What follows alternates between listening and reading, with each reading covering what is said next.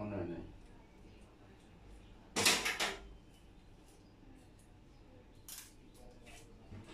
আমরা আজকে অপারেশনগুলো শেষ করে নামাজ পড়বো, বুঝছো?